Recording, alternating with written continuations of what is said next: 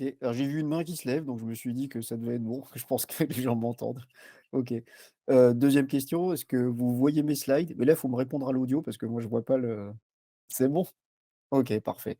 Bien, bah, merci Alex pour l'accueil. Donc, oui, je vais me présenter. Donc je m'appelle, Jean-Philippe Farrugia. Je vais vous faire une présentation réalité mixte et perception, parce que c'est un thème que j'ai pas mal exploré, dans mes années d'expérience, on va dire. Donc, bah, vous avez les coordonnées là pour me joindre. Je pourrais mettre aussi à disposition les slides pour ceux que ça intéresse, hein. Alex, tu me diras comment faire. Voilà. Alors quelques mots sur moi, donc je suis enseignant-chercheur à Lyon 1, donc côté recherche, je fais partie d'un laboratoire qui s'appelle le LIRIS, qui est, un des plus gros laboratoires d'informatique, de la région de Lyon, dans une équipe qui s'appelle Origami. Origami, c'est une équipe qui fait de l'informatique graphique, donc sous tous les aspects qu'on peut couvrir dans l'informatique graphique. Et puis, côté, enseignement, je suis à l'IUT Lyon 1, mais sur le site de Bourg-en-Bresse. C'est-à-dire qu'en fait, je fais mes cours à Bourg-en-Bresse et ma recherche, à Lyon. Et sur ce site, de Bourg-en-Bresse, je suis, donc à l'IUT et je suis responsable du département informatique. Je suis chef de département informatique, donc je suis actuellement, pour être complètement honnête et complètement transparent, beaucoup plus accaparé par, mes activités de gestion et d'enseignement que par mes activités de recherche. Du coup, quand on me demande de venir parler un petit peu tech et sciences, ben, je suis bien content. Donc je suis très content d'avoir été invité à présenter un petit peu ce que je fais, devant vous. Alors historiquement, ma thématique, moi j'ai commencé par faire du rendu réaliste et du rendu temps réel. Donc, le rendu, hein, c'est à partir d'un ensemble de données, réussir à faire une image de synthèse. Hem, j'ai toujours été intéressé par la perception visuelle, donc ma thèse en fait, donc ma thèse ça date, hein, c'était il y a plus de 20 ans maintenant.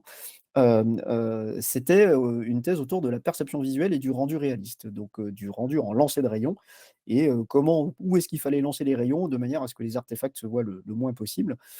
Et puis en fait, avec on va dire, l'émergence sur les, 5-10 dernières années des technos, de réalité virtuelle et de réalité augmentée, «grand public» entre guillemets, c'est un domaine qui m'a intéressé de plus en plus et du coup, j'ai gardé ce côté perception. Voilà. Alors pour vous présenter un petit peu ce qui se fait, dans l'équipe Origami, j'ai mis, quelques images.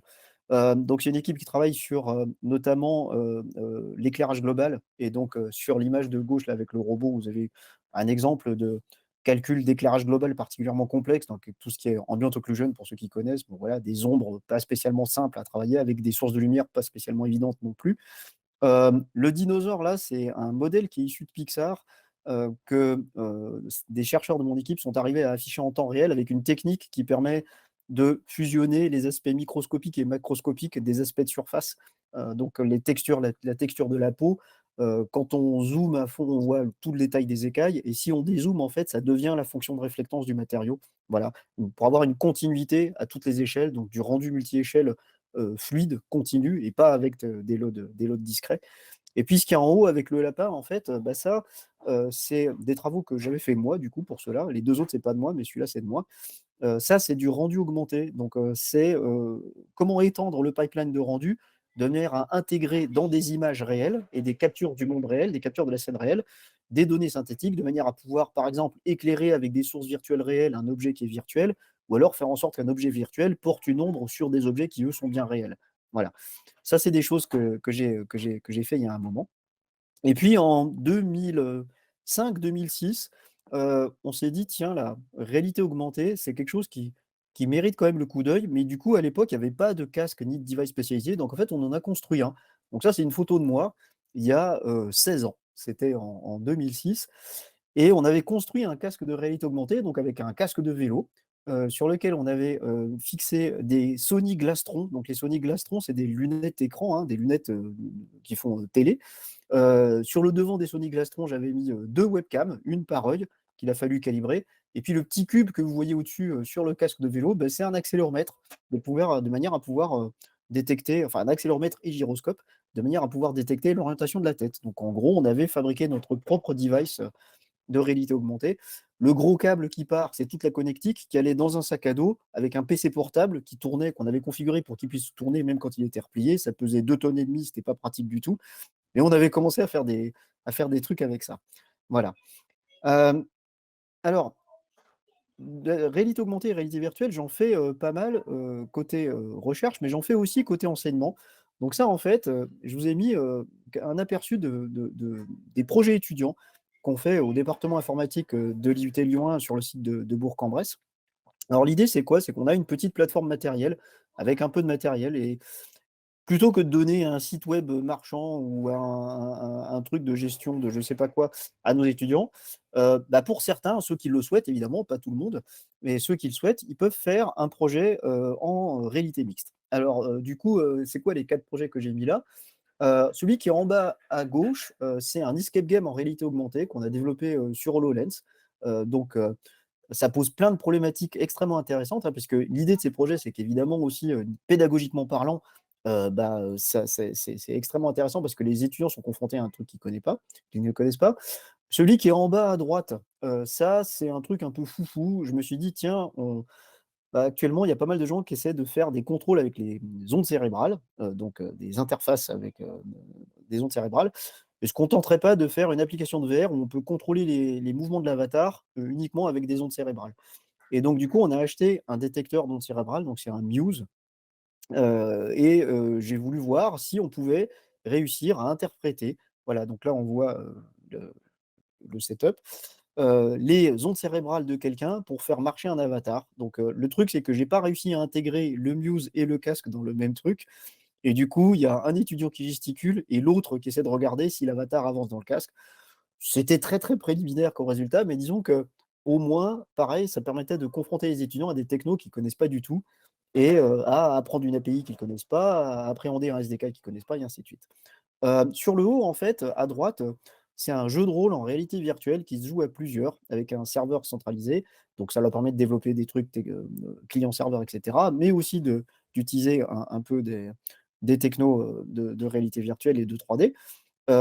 L'idée, c'est ici qu'on a un donjon qui est généré de manière procédurale et que dans ce donjon qui est généré de manière procédurale, ensuite, il y a plusieurs joueurs qui vont pouvoir, bah, comment dire? Évoluer dedans, confronter, affronter des pièges, affronter des ennemis et ainsi de suite. Et l'idée qu'on n'a pas eu le temps de finir de mettre en place, c'est qu'on voulait rajouter un maître du jeu qui lui, du coup, était en réalité augmentée avec un HoloLens, qui voyait non pas une vue subjective du donjon, mais un plan du donjon de haut et qui pouvait, bah, par exemple, changer la configuration des pièges, rajouter des monstres comme il le voulait, exactement comme fait un maître de jeu sur une table, de jeu. Donc une application vraiment du coup réalité mixte puisque à la fois réalité virtuelle et réalité augmentée. Et cette idée en fait, elle m'est venue d'un autre projet qui est du coup lui en haut à gauche, qui celui-là est terminé et qui mélange réalité virtuelle et réalité augmentée, qui était un projet d'aménagement d'un appartement. Alors on l'appelait Virtual House, pourquoi? Tout simplement parce que à l'origine, c'était, l'idée, je l'ai eue quand j'ai visité l'appartement de Mozart à Vienne et l'appartement de Mozart, enfin un des appartements de Mozart à Vienne, en fait, il est complètement vide, c'est-à-dire qu'il y a aucun meuble dedans et à l'entrée, en fait, il y a un petit jeu, pour les gens, avec une maquette qui représente le plan de l'appartement et des meubles et qui disent: «Bah, essayez de vous amuser à replacer les meubles dans les différentes pièces vides pour vous imaginer quelle pièce pouvait être la cuisine, quelle pièce pouvait être le salon, quelle pièce pouvait être la chambre», parce que c'est pas totalement évident. Et moi, je me suis dit: «Bah, ça serait cool de faire ça en VR, mais ce serait cool de faire ça en VR à 2. C'est-à-dire avec une personne qui est à l'intérieur de l'appartement, qui visualise l'appartement en VR et puis l'autre qui est en réalité augmentée avec un HoloLens sur la tête, qui voit la maquette de l'appartement et qui peut placer les meubles. Et bon, bah, c'est précisément ce qu'on a fait. Donc, si vous voyez la vidéo, en fait, la vidéo qui est en grand, c'est ce que voit l'utilisateur en VR. La vidéo qui est en petit, c'est ce que voit l'utilisateur qui a l'HoloLens sur la tête. En fait, il place des marqueurs. Les marqueurs sont reconnus et ça place des meubles dans l'environnement, en fait, devant l'utilisateur.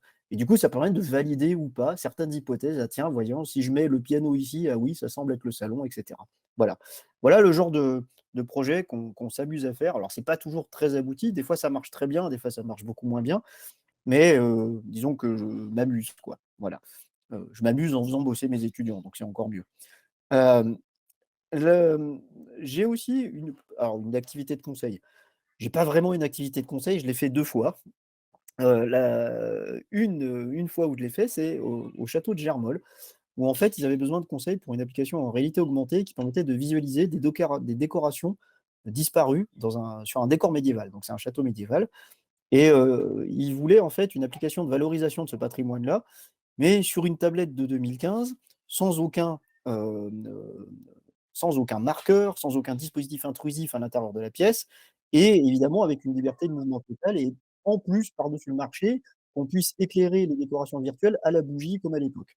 Bon, c'est un projet qu'on a pris, en partenariat avec, l'Institut Images de Chalon-sur-Saône et du coup, j'ai fait du conseil là-dessus, c'est-à-dire que j'ai encadré un stagiaire et puis après pour poursuivre le projet, la suite du projet, je l'ai fait moi. Donc là, c'est pas mes étudiants qui ont bossé, du coup, c'est moi qui l'a codé. Alors, heu, l'idée, c'était effectivement de faire une application qui était sans aucune contrainte, hem, mais sur une tablette qui était vieille. Donc ce qui a été fait, c'est que c'est le décor mural qui sert de marqueur finalement, puisqu'il y avait pas encore de lidar ni rien sur les tablettes à cette époque-là pour pouvoir faire le truc. J'ai essayé de modéliser, dans, Unity du coup, puisque c'est Unity que j'ai utilisé pour, faire ça, modèles de matériaux au plus près possible de l'idée que s'en faisaient eux. Donc il y a eu un dialogue à peu près constant entre les gestionnaires du château et moi. Il y a une option pour visualiser le mur au rayon X, pour qu'on voit tout ce qui a été piquetage et compagnie, donc qui était, du coup là, la réalité augmentée s'y prête bien. Et puis, pour la bougie, alors là, ça a été le plus complexe.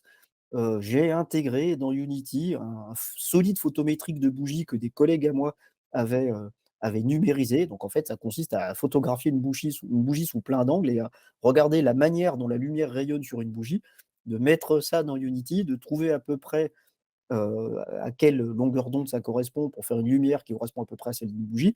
Puis après de simuler le vacillement avec un truc à peu près crédible. Voilà.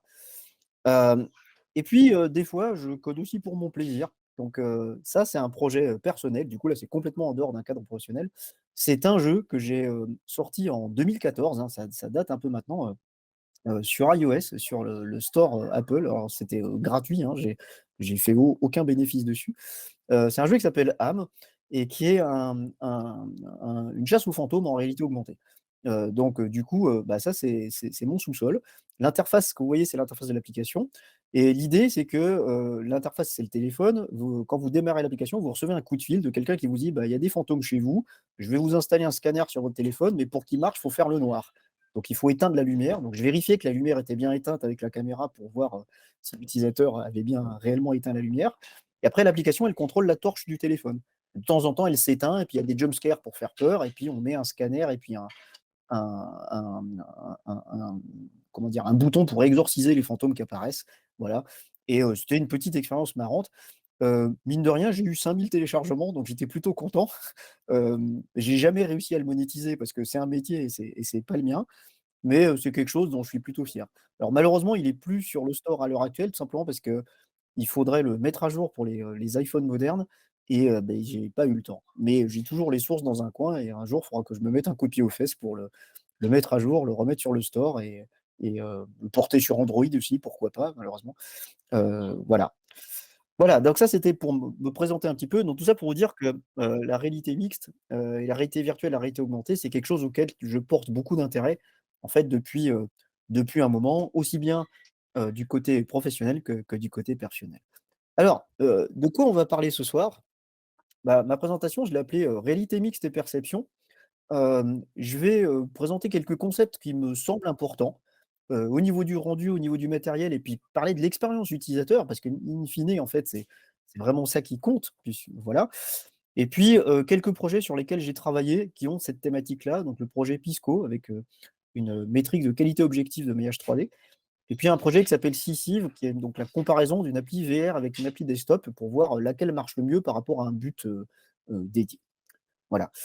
Alors, je vais commencer par quelques généralités, quelques aspects importants. Ça ne sera pas du tout exhaustif, hein, parce que j'ai pas la prétention d'être exhaustif. C'est des aspects qui, moi, me paraissent importants, puis c'est ceux que je connais le mieux. Alors je vous l'ai dit, en fait, historiquement, moi, je fais du rendu. J'en fais toujours un peu, hein, du rendu réaliste et du rendu temps réel et en fait, le rendu, c'est une étape qui est longue. Rendre une image, c'est long. Et ça fait très longtemps que les gens qui font du rendu se disent que, en connaissant le système visuel, on doit pouvoir optimiser le rendu, c'est-à-dire en faire en sorte qu'on fasse du rendu plus rapidement. Et connaître le système visuel, ça veut dire quoi? Ça veut dire savoir comment il fonctionne et puis savoir aussi comment on interprète une image. Et donc il y a des concepts importants, notamment les concepts d'indices visuels. Les indices visuels, qu'est-ce que c'est? C'est des éléments, des caractéristiques dans une image qui vont vous permettre de comprendre sémantiquement qu'est-ce qui se passe dans cette image. Alors voilà un exemple, d'indice visuel. Vous voyez ici en fait 4 sphères qui sont disposées de manière exactement identique, mais par contre les ombres ne sont pas disposées de la même manière. Et vous voyez qu'en changeant en fait la position des ombres dans l'image, eh ben, on change la position perçue des sphères. Donc on est en plein dans la problématique perception là, hein. Donc si je mets les ombres en dessous des sphères, comme sur la figure de gauche, j'ai l'impression qu'elles sont alignées, mais sur une pente comme ça. Alors que si je positionne les ombres juste sous les sphères, j'ai l'impression que mes sphères sont dans le plan et qu'elles sont en fait, éloignées, sur l'axe Z, quoi. Voilà. Hem, donc indice visuel extrêmement important. Autre type d'indice visuel, tout ce qui est perception des matériaux et reflets sur les images. Si je vous montre cette image-là, par exemple, à gauche, on a l'impression que l'objet est brillant et à droite, on a l'impression que l'objet est mat. Et en fait, c'est exactement le même objet. La seule chose que j'ai changé, c'est la couleur des reflets spéculaires qui sont dessus. Si le reflet, je le mets en blanc, j'ai l'impression que mon objet il est brillant, bah, tout simplement parce que la plupart du temps, les sources de lumière sont blanches, ou en tout cas très claires. Si par contre je le mets en gris terne, j'ai l'impression que mon objet est mat, donc il y a des traces de saleté dessus. Donc ça, c'est aussi des indices visuels, c'est quelque chose qui change la compréhension de la scène qu'on a juste en changeant un tout petit élément, quoi. Là, j'ai juste fait un color swap, quoi, finalement, hein. C'est pratiquement rien. Et puis, d'une manière générale, tous les indices visuels liés à l'éclairage, c'est quelque chose qui est important. Sur ce troisième exemple, vous avez la même scène, alors c'est une scène très connue qui s'appelle la Cornell Box, hein, qui est la scène, le maître étalon, on va dire, quand on veut faire, du réalisme en synthèse d'image, tout simplement parce que c'est une scène dont on connaît les caractéristiques réelles et que les gens essaient de reproduire pour faire en sorte que l'image de synthèse qu'ils produisent soit complètement indiscernable de la vraie scène, de la photo de la vraie scène. À gauche, on n'a que l'éclairage direct. L'éclairage direct, c'est l'éclairage qui vient directement des sources, mais sans rebondir sur les murs. Et à droite, on a l'éclairage direct plus l'éclairage indirect, c'est-à-dire ce qu'on appelle l'éclairage global. Et ça apporte plein d'indices visuels en plus, notamment des ombres douces qui ne sont pas complètement noires et d'autres caractéristiques visuelles. Donc ça, c'est l'étude de ces indices visuels et la manière dont quels sont les paramètres qui les génèrent, c'est quelque chose qui est important. Oui? Non? C'est bon? C'est bon? OK. Hem, autre chose qui peut sembler assez curieux, donc ça, c'est un exemple de travaux récents qui ont été faits, dans mon équipe aussi. Heu et donc tout c'est, la répartition du bruit dans une image. Si vous faites du lancer de rayons, en ce moment, c'est la mode du path tracing, hein, on en parle beaucoup du côté de chez Nvidia, mais nous en fait, en recherche du path tracing, ça fait très, très longtemps qu'on en fait et puis même les gens qui font des images synthèse offline, c'est-à-dire non temps réel, ça fait très longtemps qu'ils font du path tracing aussi. Si on n'a pas assez d'échantillons, en fait, ce que ça génère dans l'image, bah, c'est du bruit, comme sur la partie droite là. Et en fait, en étudiant les propriétés du système visuel et notamment la manière dont le système visuel perçoit le bruit, on s'aperçoit qu'en fait, ce bruit, on peut le redistribuer en échantillonnant d'une certaine manière, de manière à ce qu'il voit beaucoup moins, se voit beaucoup moins. Et donc là, entre les 2 images, celle de gauche et celle de droite, donc c'est la même scène, la seule chose qu'on a changé, il y a la même quantité de bruit, la seule chose qu'on a changé, c'est la manière dont ce bruit est réparti dans l'image, la manière dont il est réparti dans l'échantillonnage pour faire les calculs. Et en fait, comme vous pouvez le voir, quand on utilise une répartition, alors c'est Blue Noise, hein, donc c'est une répartition spectrale particulière. Quand on utilise du Blue Noise, en fait, et ben, le bruit, on le voit pratiquement plus, tout simplement parce que c'est bien aligné avec la manière dont on perçoit le bruit, dans le système visuel et la manière dont on l'homogénéise dans l'image. Voilà. Donc ça, c'est quelque chose qui peut être extrêmement intéressant et là, on est vraiment aussi, comme je vous le disais tout à l'heure, dans heu, l'étude du système visuel et des caractéristiques du système visuel, de manière à optimiser le rendu pour en faire le moins possible. Mais tout ce que je viens de dire là, en fait, c'est pas spécifique à la réalité mixte, réalité virtuelle, réalité augmentée, c'est du rendu tout court. Est-ce qu'il y a pas des choses qui sont spécifiques à la réalité mixte? Bien sûr que si, bien sûr. Hem, c'est quelque chose dont vous avez sûrement déjà entendu parler, qui s'appelle le rendu fovéal. Notamment, en environnement immersif, en fait, on regarde jamais toute la scène en même temps. On regarde une partie de la scène et notamment, on a les yeux qui se focalisent sur, là, par exemple, dans cet exemple-là, la porte. Et le rendu fovéal consiste à dire quoi? Ils disent: «Bah, là, en fait, je vais mettre le même effort computationnel pour faire toute l'image». Mais en fait, c'est complètement ridicule parce que je regarde pas ma scène en entier, j'en regarde qu'une partie et le reste, je le vois très peu. Alors je le vois très peu, je le vois quand même, mais très peu. Ça va exploiter ce qu'on appelle la zone fovéale. La zone fovéale, qu'est-ce que c'est? Bah, c'est une zone qu'on a tous dans le champ de vision et en fait, c'est une zone qui est la seule zone du champ de vision dans laquelle on voit nettement. Alors ça va peut-être vous paraître étonnant si vous n'avez pas l'habitude, mais sachez que vous voyez flou à peu près partout, sauf dans une zone qui correspond à peu près à, on va dire, 1 pouce à, bras tendu. Dans cette zone-là, à peu près 2 degrés de vision. C'est la seule zone dans laquelle vous voyez net, tout le reste, c'est flou. Et si vous ne croyez pas, vous pouvez faire une expérience très simple. Vous prenez un livre ou une page, un document, n'importe quoi, et vous essayez de le lire sans bouger les yeux. Vous verrez que vous en êtes complètement incapable. C'est-à-dire que vous allez pouvoir lire les premiers mots de la première ligne, puis tout le reste, en fait, est totalement flou.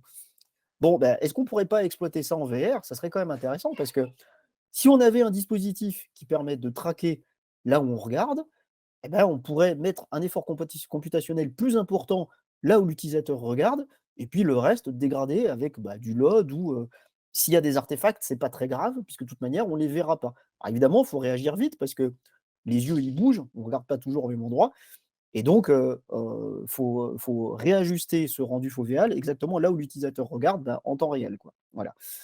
Donc on en a une illustration ici. Donc la vision précise sur cette scène-là, c'est uniquement dans le cercle rouge qui est ici, et ce qui fait que, en gros, je pourrais envoyer ça dans un casque. Si l'utilisateur regarde là où c'est vert, bah, en fait, il ne verrait pas la différence. Voilà. Alors là, c'est pas très représentatif des artefacts qu'on obtient quand on simplifie une scène, mais c'est pour vous montrer en fait que le rendu en VR, il n'a pas forcément besoin d'être uniforme. Alors ça, c'est quelque chose qui est assez connu. Nvidia a beaucoup communiqué dessus. Sony a communiqué dessus il n'y a pas très longtemps aussi, quand ils ont parlé du PlayStation VR 2, puisqu'en fait, apparemment, c'est une feature qui sera incluse dans le PlayStation VR 2. Mais en fait, si on creuse un peu, on voit que c'est pas si simple, tout simplement parce que les caractéristiques de la vision périphérique, elles sont assez particulières. Ici, je vous ai mis en fait des études physiologiques qui ont été faites pour mesurer les performances de la vision périphérique sur trois critères particuliers. L'acuité visuelle, donc l'acuité visuelle, c'est la capacité de discerner un contraste particulier. Donc typiquement, par exemple, si j'ai une acuité visuelle, je peux reconnaître qu'une lettre, c'est la lettre E. Voilà. L'acuité Vernier, c'est celle qui permet de détecter les décalages d'alignement. Donc, par exemple, là, deux lignes, est-ce qu'elles sont pile en face l'une de l'autre? Et puis, l'acuité de déplacement, c'est-à-dire que ça me permet de détecter un mouvement. Et en fait, on voit que sur ce graphe-là, si j'augmente l'excentricité, donc l'excentricité, c'est l'écart par rapport au centre de la vision. Quand je suis à 0 degré, je suis en plein dans ma zone fovéale, et donc l'acuité est très élevée, c'est-à-dire que le spatial threshold, c'est-à-dire le seuil de perception de différence, il est très bas. Et puis, plus j'augmente l'excentricité, et plus je vois comment dire, que mon seuil de perception il est élevé. Donc, typiquement, à droite, c'est représenté par le E. Dans la FOVA, je peux percevoir un E qui est tout petit. Si je suis à 10 degrés d'écart par rapport à mon point de focalisation, bah, le E, il faut qu'il soit beaucoup plus gros pour que je reconnaisse que c'est un E.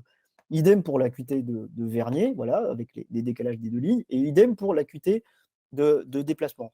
Mais le problème, c'est qu'on n'a pas la même variation en fonction des caractéristiques visuelles. C'est-à-dire que l'acuité visuelle, on voit qu'elle décroît assez vite en fonction de l'excentricité. L'acuité de Vernier, elle décroît très très très très vite, c'est-à-dire que dès qu'on s'écarte un peu de la zone fovéale, bah, les alignements, on ne les perçoit plus du tout. Par contre, la capacité à détecter le mouvement, là, c'est beaucoup plus stable. C'est-à-dire que même dans ma zone périphérique, bah, le déplacement, la perception des déplacements, je le perçois encore assez bien. Ça s'explique relativement facilement parce qu'en fait, les détecteurs dans l'œil, les bâtonnets en fait, qui servent à détecter entre autres le mouvement, bah, on en a pas mal en zone périphérique aussi. Donc du coup, la perception de la détection du mouvement en zone périphérique, bah, je ne décrois pas tellement. Donc ça veut dire que si je veux intégrer ça dans un algo de rendu qui permette d'économiser des ressources, bah, ça ne va pas être hyper facile parce que bah, y a rien qui est linéaire. Donc une simple transformation linéaire, ça ne suffira pas. Ça, c'est pour le rendu, mais évidemment, la perception, ça ne s'arrête pas là. Le matériel, il a des limites qui posent des problèmes au niveau de la perception visuelle aussi, puisque, bah, vous le savez, si vous vous intéressez à la VR, les technologies de restitution, elles sont, très diversifiées. Il y a des contraintes qui sont liées au confort visuel et notamment, un problème qui est très connu, qui est celui de l'avergence et de l'accommodation. L'avergence et l'accommodation. L'avergence, qu'est-ce que c'est? C'est la déformation du globe oculaire de manière à faire le point sur une zone particulière, et l'accommodation, c'est la coordination des deux yeux pour qu'ils visent le même endroit. Quand on observe une scène réelle, qu'on n'est pas dans un casque de réalité virtuelle, l'avergence et l'accommodation, elles sont synchronisées, c'est-à-dire qu'il n'y a pas de désaccord entre les deux. Et par contre, si on est en VR, Le problème, c'est que l'avergence et l'accommodation, elles sont pas d'accord, elles se mettent pas au même endroit et ça peut provoquer, des problèmes, d'immersion, voire ça peut rendre les gens malades. Bon, hem, du coup, c'est un problème de perception qui est lié au matériel. Hem, il y a des technologies de restitution, qui savent, corriger ça. Donc il y a plein de choses qui ont été tentées, hein, notamment, des choses qui permettent de reculer ou d'avancer l'écran en fonction du point de focalisation qui est détecté sur les yeux. C'est des choses cliniques avec un moteur qui est intégré à l'intérieur et qui décale le téléphone en fonction de là où l'utilisateur, regarde. La solution la plus courante, c'est les écrans light field. C'est des écrans, qui ne sont pas des écrans classiques, c'est des écrans, qui capturent une tranche d'espace plutôt que de capturer juste une image sur un plan et avec un écran light field, en fait, on peut faire de l'accommodation et de l'avergence de manière naturelle. Donc, sauf erreur de ma part, je crois que c'est ce qu'il y a dans un HoloLens. Donc avec un écran classique, voilà, ce que j'obtiens, c'est à gauche. Avec un écran light field, je peux faire le point sur l'arbre qui est devant et puis après, si je change accommodation et divergence, bah, je peux faire le point sur la balançoire qui est derrière, alors que si je fais ça avec un écran classique, bah, tout est flou. Voilà. Donc ça aussi, en fait, c'est quelque chose qu'il faut pas oublier, quand on parle de perception et de VR, c'est que, bah, le matériel, il a ses limites et que restituer la même sensation visuelle, que ce qu'on a dans la réalité, bah, c'est pas encore d'actualité en tout cas. Il y a pas encore de device ultime qui atteint la résolution de l'œil et qui va permettre de faire en sorte que si on vous met ça devant les yeux, vous aurez l'impression de regarder une scène réelle. Pour l'instant, ça n'existe pas. Donc on est obligé de le compenser d'une certaine manière. Et puis, bah, il y a pas que la vision, c'est-à-dire que la VR, il y a aussi, tout le reste. Heu, donc bah, l'odorat, le toucher, le son, et cetera. Alors le problème, alors là j'ai mis deux exemples avec le Feel Real Sensory Mask qui est un générateur d'odeur, et puis, bah, des gants haptiques, voilà. Alors c'est peut-être un petit peu daté, hein, parce que c'est pas des choses sur lesquelles je me tiens forcément très, très, très informé.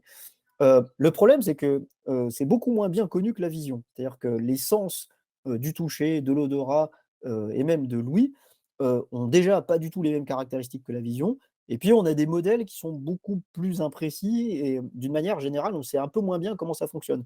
Donc là, c'est assez difficile d'exploiter ça, en VR et de toute manière, les displays sont pas encore, complètement au point non plus à ce niveau-là. À l'IUT, en fait, on a fait un essai d'une application avec un gant haptique pour jouer du piano virtuellement et ça pose tout un tas de problèmes, notamment de métaphores d'interaction. Si on se contente de bloquer les doigts pour, appuyer sur les touches du piano, bah, en fait, on n'a pas du tout l'impression de jouer du piano. Donc voilà, il y a tout un pan à explorer à ce niveau-là aussi. Et puis si on monte encore plus haut, bah, là, on parle d'expérience utilisateur parce que faut quand même pas oublier que tout le bout de la chaîne, c'est un utilisateur qui a et puis ce qui nous intéresse in fine, c'est que l'expérience qu'on lui propose et beh, ça lui plaise. Donc, il y a des modèles d'expérience utilisateur. Donc là, on parle de perception, mais de perception vraiment à haut niveau. On parle plus des sens, de l'étude des sens un par un. On parle de l'utilisateur comme un tout, un entier dans son ensemble. Et il y a des modèles, alors, là, c'est surtout les designers du X qui connaissent ce genre de choses, mais le fameux modèle de Morville qui était à l'origine, utilisable pour le web et qui a été généralisé depuis, un modèle un peu plus complexe qui est le modèle de Hasson-Zal. Donc des modèles qui essaient de formaliser l'expérience utilisateur. Qu'est-ce qui va faire qu'un utilisateur va apprécier ou pas une expérience? Donc comme je le mets ici, quelle est sa perception globale de l'expérience et dans quelle mesure ça influence son comportement? Donc c'est important de savoir dans quelle mesure ça influence son comportement parce que si on a une application comme celle du bas qui est par exemple, une application de téléchirurgie, si jamais il y a, quelque chose un élément perturbateur ou quelque chose qui fait en sorte que la performance obtenue par rapport à ce qu'on vise est pas optimale, bah, c'est très embêtant et ça, on peut le faire en étudiant l'expérience utilisateur et la manière dont, l'utilisateur va percevoir, l'application elle-même. Hem C'est un problème qui est pas simple. Comment concevoir, les interfaces? Comment concevoir, l'application elle-même de manière à maximiser l'expérience utilisateur et comment l'évaluer? C'est quelque chose qui est vraiment pas évident. Il y a des choses, notamment ça intéresse les gens qui font des jeux vidéo forcément, puisque dans les jeux vidéo, en fait, on veut que les gens s'amusent, donc l'expérience utilisateur, beh, elle est au centre de truc et il y a le Game Experience Questionnaire, par exemple, qui potentiellement serait adaptable à, des expériences qui sont pas des expériences ludiques. Mais ça se fait en collaboration avec d'autres corps de métier, quoi et donc c'est pas une question nouvelle, hein. Il y a des gens qui se posent la question depuis longtemps. Donc un des premiers essais, sur finalement l'expérience utilisateur, qui était d'essais sur la fonction sociale du jeu, c'est Homo Ludens, qui est un bouquin qui date des années 30. Les gens qui sont game designers, se posent tout le temps aussi la question du flow, donc c'est un terme qui vient de ce bouquin-là, flow. Heu, tout ce qui est embodiment, suspension of disbelief, c'est, des choses qui sont cruciales aussi. Et puis au final, qu'est-ce que c'est qu'une expérience agréable? Bah, pour répondre à ça, bah, faut faire de la psychologie, notamment de la psychologie comportementale et sensorielle. Et si vous connaissez pas, je vous recommande d'aller voir les travaux de Daniel Kahneman, qui est quelqu'un dont un des objectifs, pas le seul, mais qui a travaillé sur qu'est-ce que c'est qu'une expérience agréable. Et il y a des résultats qui sont vraiment intéressants.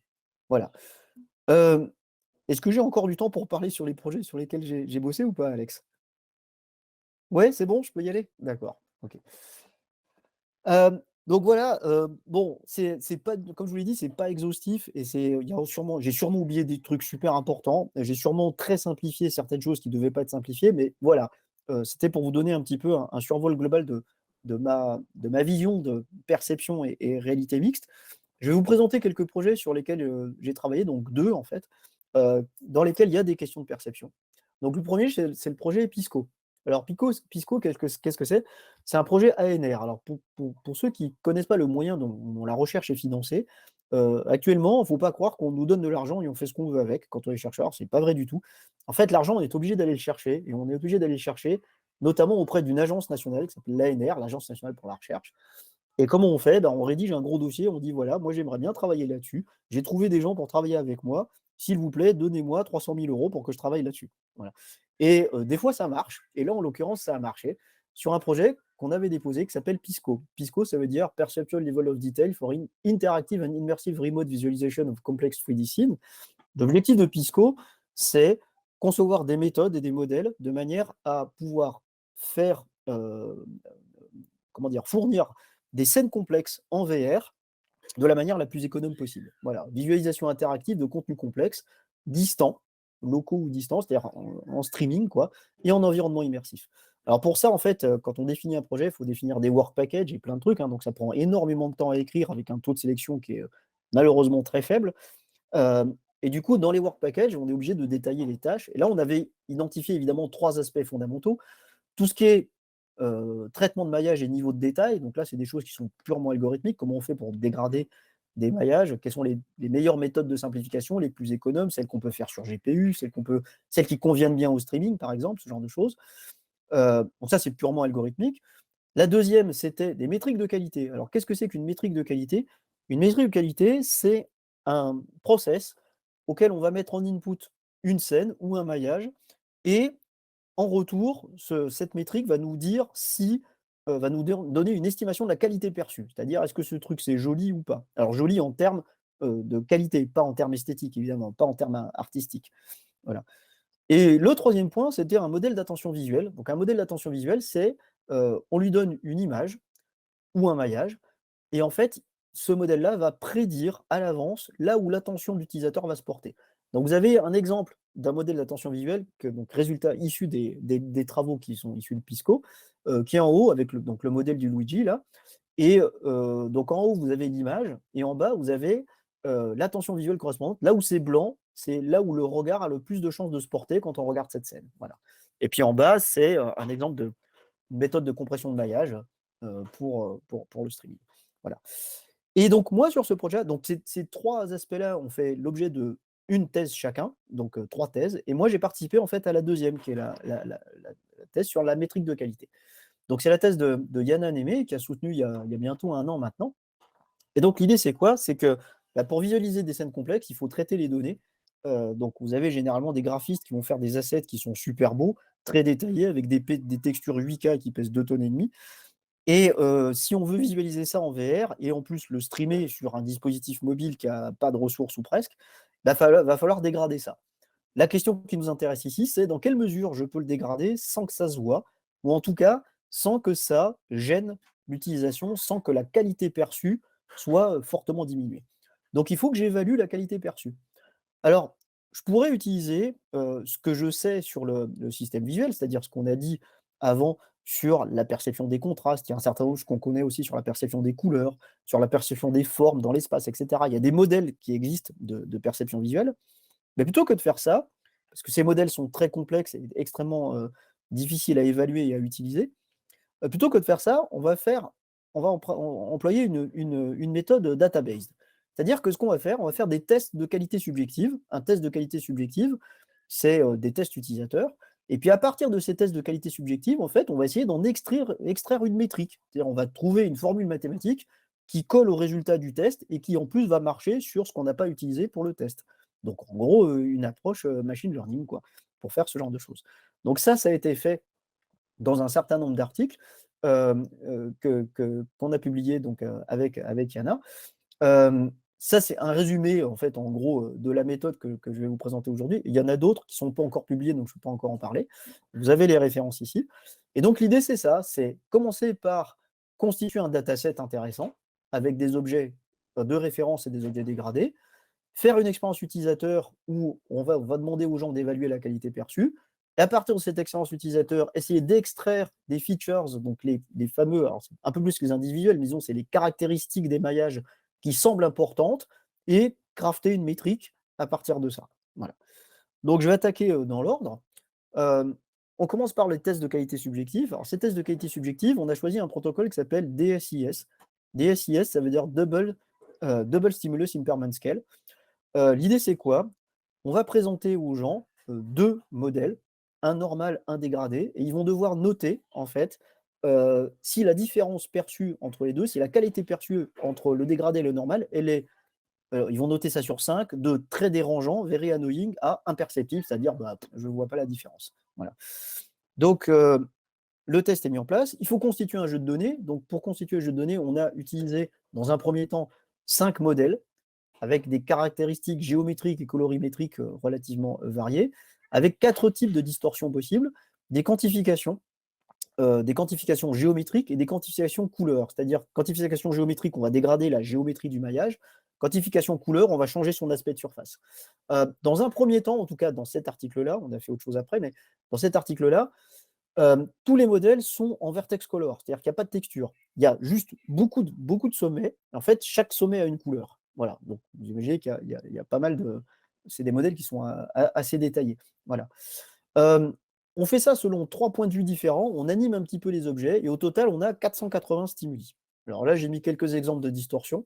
Voilà, donc avec l'objet de référence en haut et l'objet déformé en bas. Et puis pareil pour le poisson entre la gauche et la droite. Je ne sais pas si ça se voit bien à distance, mais du coup, ça prouve que si ça ne se voit pas à distance, c'est qu'en transmettant, on perd des trucs et qu'on peut dégrader l'objet sans que ça se voit. Voilà. Donc à partir de ça, on a fait une expérience subjective. L'expérience subjective, c'était quoi? Bah, on a capturé des étudiants, on les a mis dans une salle et on leur a demandé de comparer des objets mais en VR, du coup, en environnement immersif. Donc, on leur présente les 2 objets. Donc ça, c'est l'image du haut. On leur présente les 2 objets. Ils sont légèrement animés, c'est-à-dire qu'ils tournent. Et des fois, c'est sur un point de vue bien central où on voit l'objet dans sa totalité. Des fois, c'est sur un point de vue un petit peu décalé. Voilà, et tout est mélangé aléatoirement pour que ce soit réparti à peu près au bout de tout, je veux dire, auprès de tous les utilisateurs. L'objet, il est perçu comme étant à 3 mètres de l'utilisateur. Il n'a pas le droit de bouger. Il peut bouger la tête, mais il ne peut pas se lever pour aller en faire le tour. On lui présente le couple d'objets pendant 10 secondes avec 2 animations différentes. Et puis après, il a 5 secondes pour noter. Donc en fait, on efface le truc et ça passe à du coup l'image d'en bas. Et il a une interface pour noter. Alors évidemment, l'interface est en VR aussi, parce que sinon, s'il fallait qu'il enlève le casque tout le temps, ça serait extrêmement pénible. Donc on lui pop une fenêtre, il a 5 secondes pour noter, de très dérangeant à imperceptible. Le délai pour noter, il est assez court parce qu'on veut que la réponse soit relativement instinctive, qu'il ne réfléchisse pas trop en fait. Parce que ce qui nous intéresse, c'est vraiment, j'allais dire, le cerveau reptilien, quoi, la réponse immédiate. Voilà. Alors, quelques données chiffrées. On avait 72 sujets avec 160 comparaisons par sujet. Donc, on leur a fait faire en 2 fois parce qu'on n'est pas des bêtes quand même. Donc, 2 sessions de 23 minutes chacune. 23 minutes, c'est déjà assez long, hein. Moi, pour avoir passé le test, parce que je l'ai fait moi aussi, euh, c'est euh, c'est assez éprouvant, mine de rien. C'est quand même pas rien. Les playlists, on les a constituées de manière à diversifier au maximum. C'est-à-dire que tous les assets, évidemment, sont présentés. Et en fait, on a toutes les catégories de dégradation et toutes les catégories de points de vue dans chaque playlist présentée pour chaque utilisateur, de manière à répartir vraiment au maximum les données, de manière à ce qu'il n'y ait pas de biais dans les jugements qui sont récoltés. Et donc, au total, on a récolté 11 520 jugements. Voilà. Alors, après, pardon, statistiquement, il faut analyser tout ça. Donc, alors je vais passer très vite, mais on a fait des analyses de variance sur ce qu'on appelle le MOS. Le MOS, c'est le Mean Opinion Score. Donc le Mean Opinion Score, c'est la moyenne des scores que tous les utilisateurs ont mis sur une comparaison donnée, par exemple, sur plein de critères différents. Et puis ce qu'on a essayé d'extraire, c'est l'influence des différents paramètres sur le MOS. Donc on s'est aperçu que ce qui joue le plus, c'est déjà le modèle lui-même, donc source modèle, comme on voit ici. Que le type de distorsion, c'est ce qui jouait le plus aussi. C'est-à-dire que quand on change la distorsion, on a plus de chances de changer le MOS. Ce qui joue le plus, c'est évidemment la force de la distorsion aussi, ça c'est assez logique.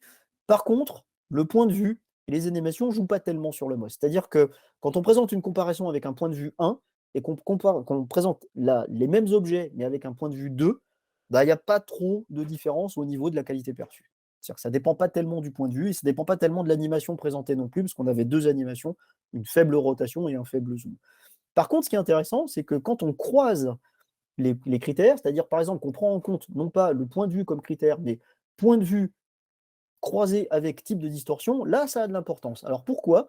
Tout simplement parce que quand on regarde, par exemple, la distorsion géométrique, ce que ça va faire, c'est que ça va perturber les aspects de surface de l'objet. On va voir, par exemple, que le poisson, le flanc du poisson, là, il est complètement dégradé parce que on a à faire une quantification géométrique. Mais que par contre, sous un autre point de vue, là, la déformation, on la verra beaucoup moins. Ça, c'est dû à tout ce qu'on appelle les effets de masquage. Si l'objet a des caractéristiques fréquentielles élevées, c'est-à-dire qu'il a des hautes fréquences sur lui, donc beaucoup de contraste, parce qu'il a une texture très contrastée ou qu'il a des détails géométriques très contrastés, il y a certains points de vue sur lesquels ça va se voir plus que sous d'autres. Voilà. Donc le point de vue tout seul, il n'a pas d'influence, mais par contre, quand on croise le point de vue avec le type de compression qu'on applique sur l'objet, là, par contre, ça a une influence sur la qualité perçue. Voilà. Euh, voilà, on a fait notre expérience, on a nos 11 520 jugements, et puis maintenant, ce qu'on aimerait bien, c'est faire une métrique avec ça. Donc un process qui permette de le faire de manière automatique, quoi, c'est-à-dire sans qu'on ait besoin de faire appel à un utilisateur. Alors du coup, le procédé qui a été utilisé là pour en sortir une métrique, c'est de prendre une métrique existante, mais qui est une métrique qui n'est pas perceptuelle, qui s'appelle CMDH, Color Mesh Distortion Measure. Voilà. Et ce Color Mesh Distortion Measure, de déterminer en fait 3 caractéristiques géométriques et 5 caractéristiques couleurs, et puis essayer toutes les combinaisons linéaires possibles et imaginables entre ces 8 caractéristiques différentes pour voir ce qui marche le mieux et ce qui colle le mieux aux data qu'on a trouvées lors de l'expérience. Donc on commence par faire une correspondance entre le mesh de référence et le mesh déformé.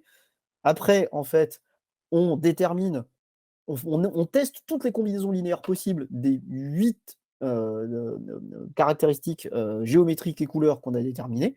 Voilà. Et puis, du coup, on en extrait un set optimal, un set de features optimales sur lequel on va pouvoir baser notre métrique. Et pour ça, en fait, on utilise une approche machine learning, c'est-à-dire qu'on constitue des données d'entraînement et puis on extrait des données de test de ça, on teste avec et on fait ça sur plusieurs folds, c'est-à-dire qu'on le fait, là on avait 5 types d'objets différents, donc quand on constitue nos données d'entraînement avec les types d'objets différents, on le fait 5 fois en prenant un type d'objet à chaque fois, et on le fait aussi avec des folds sur le type de distorsion. Voilà. Euh, on fait tourner une régression logistique autour de ça, donc c'est le même process que ce que vous faisiez à l'école quand vous faisiez de la régression linéaire, pour faire passer une droite par plein de points, grosso modo, c'est la même chose. Si vous connaissez le machine learning, vous connaissez ce genre de truc aussi. Euh, et puis, on obtient une métrique. Alors la métrique, en fait, c'est une combinaison linéaire dont des caractéristiques qui marchent le mieux. Donc en fait, il se trouve qu'il y en a 4 sur celles qu'on a déterminées.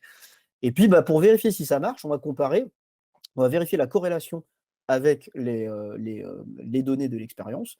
Et puis, grosso modo, on voit que ça marche pas trop mal, puisque quand on compare notre métrique à nous, qui s'appelle CMDM, qui est en haut du tableau, on a une corrélation qui est entre 0,7 et 0,9 sur les différents types de corrélations possibles, alors que pour d'autres méthodes, comme SSIM ou DLAB, DLAB, c'est une méthode qui est basée sur LAB, l'espace colorimétrique, c'est des méthodes de comparaison d'images d'autres, ils ont toutes en fait une corrélation qui est inférieure aux nôtres. Voilà.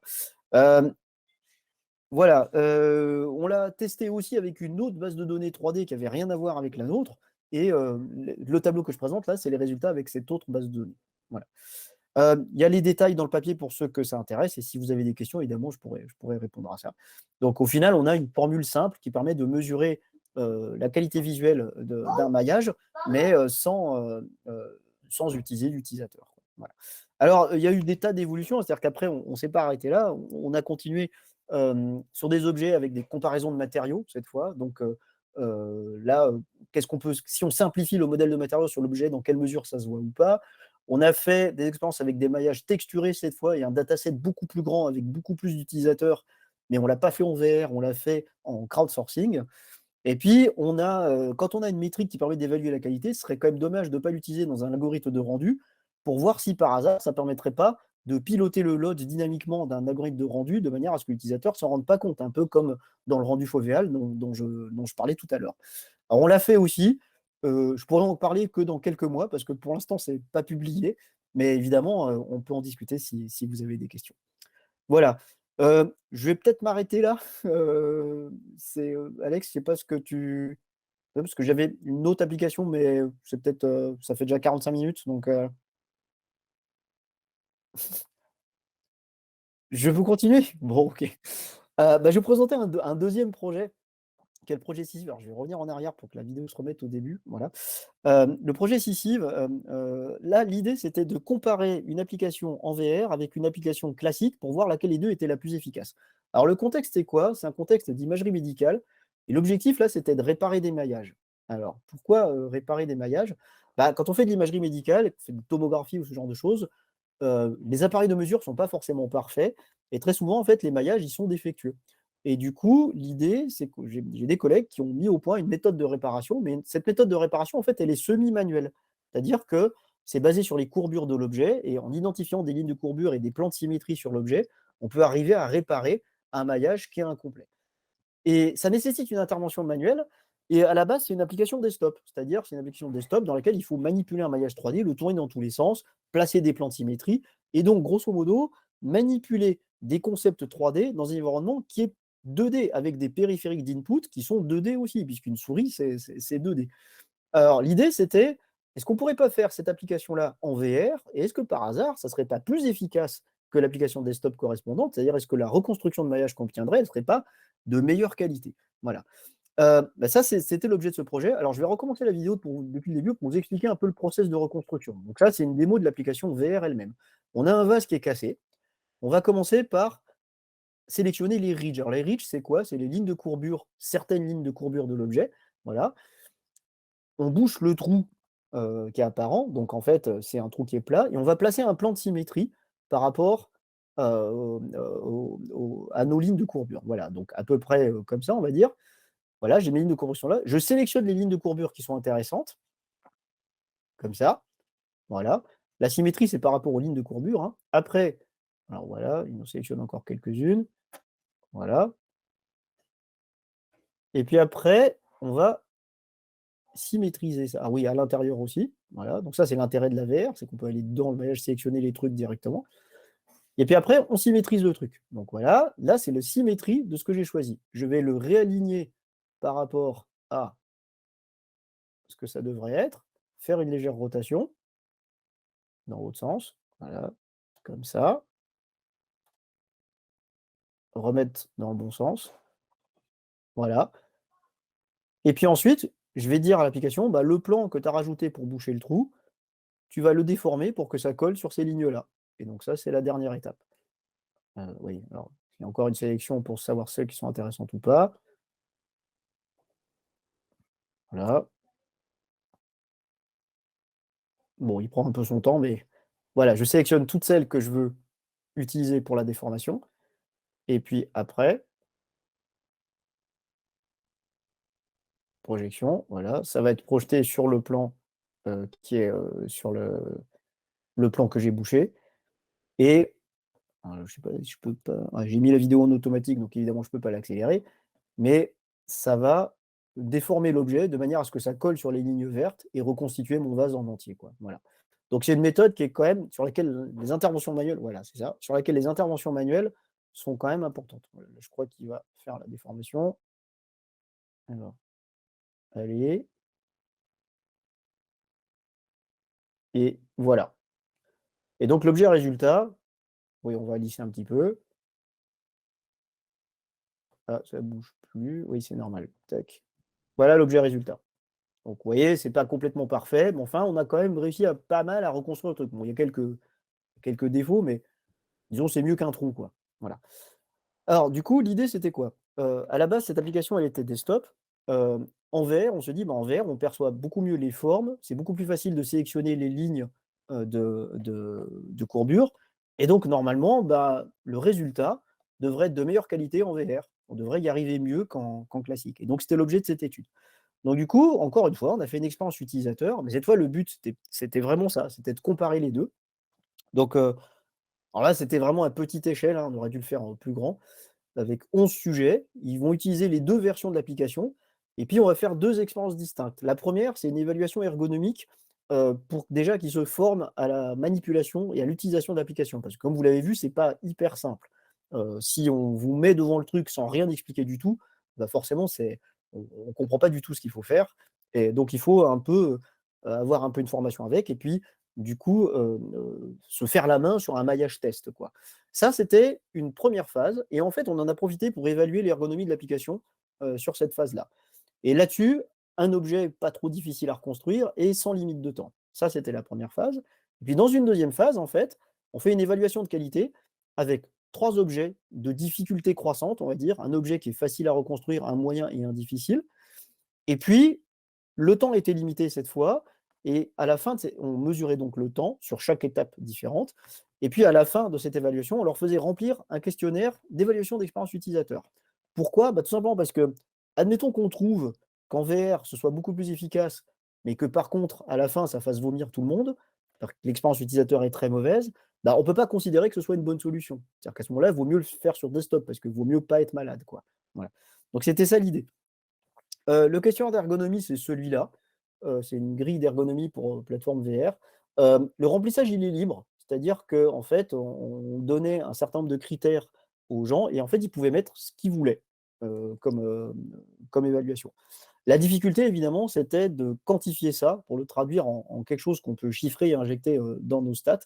Mais, c'est quantifié par rapport à la finalement, à la quantité de texte et la quantité de remarques que l'utilisateur met. S'il a beaucoup de choses à dire, c'est probablement qu'il y a beaucoup de choses qui vont pas. Parce que généralement, quand ça va bien, les gens ont pas grand-chose à dire. Et finalement, ça marche assez bien de faire comme ça. Ça, c'est le questionnaire SUS, donc c'est le questionnaire de l'analyse d'expérience utilisateur, avec bon, quelques questions de base. Avez-vous des problèmes de vue? Avez-vous des nausées pendant l'utilisation de l'application? Et puis après, c'est des trucs du style, je pense que je vais l'utiliser fréquemment, je pense qu'elle est inutilement complexe, je pense qu'elle est facile d'utilisation, je vais devoir appel à une aide pour utiliser cette application, etc., etc. Avec à chaque fois de pas du tout d'accord à tout à fait d'accord. Bon, c'est un questionnaire qui est standard. On ne peut pas trop le bouger, mais l'avantage, c'est que comme il est très utilisé, on va dire, les procédés pour l'exploiter derrière, ils sont bien maîtrisés aussi et ils sont très bien documentés. Donc c'est celui qu'on a choisi d'utiliser à l'issue, du temps. Alors évidemment, on on calcule un score, de chaque utilisateur. Ce score, c'est quoi? Bah, c'est la performance déjà et de la performance, c'est quoi? C'est la distance entre un maillage de référence et le maillage reconstruit. Parce que dans le cadre de l'expérience, évidemment, on leur a donné des maillages à trous, mais ces maillages à trous, c'est des maillages dans lesquels on a fait des trous nous-mêmes. C'est-à-dire qu'on les a, détruits exprès. Donc on a le maillage de référence. Et pour mesurer la performance de l'application, bah, on va comparer ce qu'il a réussi à reconstruire avec la référence, c'est-à-dire qu'on a nous, on fait une distance entre les 2. Donc la distance de Hausdorff, c'est une distance géométrique, classique et si c'est très, très, très proche, bah, c'est que ça marche très bien, c'est que l'application, fonctionne très bien. Et donc on a calculé le score pour les 3 niveaux. Il y avait 3 niveaux de difficulté, hein, et qu'est-ce qu'on constate? On constate que pour les objets qui sont très simples, bah, les gens ils s'en sortent mieux en desktop qu'en VR. Pour les objets qui sont moyennement, simples, bah, c'est à peu près pareil.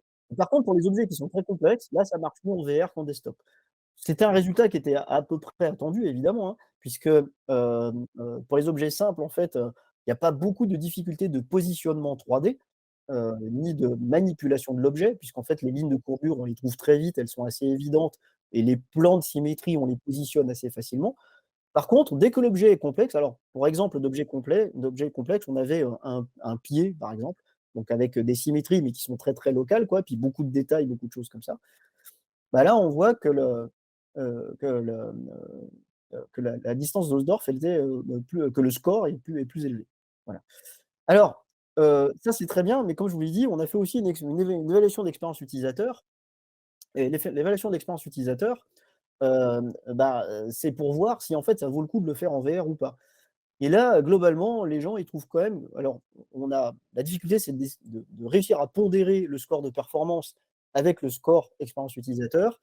Mais dans tous les cas, quand on pondère le score de performance utilisateur avec, même faiblement, hein, même à hauteur de 10 l'expérience utilisateur avec l'expérience desktop, ce qu'on voit, c'est que, la valeur obtenue alors donc là, plus c'est bas, mieux c'est, quoi.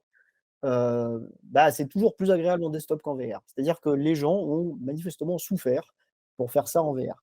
Et ça, je pense que c'est important à prendre en compte et donc globalement, si on considère les 2, c'est-à-dire si on considère l'expérience elle-même et la qualité du résultat obtenu, il vaut mieux le faire en desktop. Alors c'est peut-être le mauvais endroit pour pour dire ça, mais et il y a plein de raisons pour ça. C'est que l'application est pas forcément très bien finie, parce que l'ergonomie est sans doute à revoir et cetera.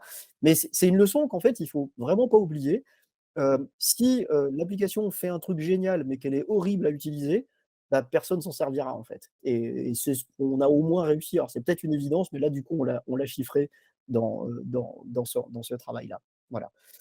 Hem, voilà, j'ai fini. Donc en conclusion, ouais, ce qui me paraît fondamental, c'est qu'on ne peut pas faire de réalité mixte sans s'intéresser à la perception parce que, faut quand même pas oublier un truc, hein, c'est qu'au bout de la chaîne, il y a un humain et que c'est ce qu'il va faire lui, qui vous intéresse et ce qu'il va ressentir lui, qui vous intéresse, directement. Sinon ça sert à rien. Le truc qui peut être quand même passionnant, c'est que c'est un domaine qui est très vaste, qui est varié et qui est multiculturel. Donc pourquoi? Parce que ça va s'appliquer dans le monde professionnel, dans la formation, il y a des psychologues qui ont leur mot à dire là-dedans, on en a parlé tout à l'heure, en psychologie comportementale, de Daniel Kahneman, par exemple. Infographistes et artistes, parce que la tronche que vont avoir vos assets, la direction artistique globale, l'apparence de l'application, c'est quelque chose qui va compter énormément sur la perception que l'utilisateur va en avoir aussi. Donc des designers aussi d'expérience utilisateur, des chercheurs en informatique graphique comme moi, voire même des opticiens et des physiciens pour concevoir des devices qui vont permettre de faire une reproduction qui est plus fidèle ou alors de soulager la vision de l'utilisateur, par exemple en réglant le problème de l'accommodation, de la dichotomie entre, l'accommodation et l'avergence. Voilà. Et donc ça veut dire qu'il y a énormément de boulot, autour de perception et de VR et qu'il y a plein d'opportunités intéressantes. Voilà, je vous remercie pour, votre attention et puis, si vous avez des questions, je serai très heureux d'y répondre.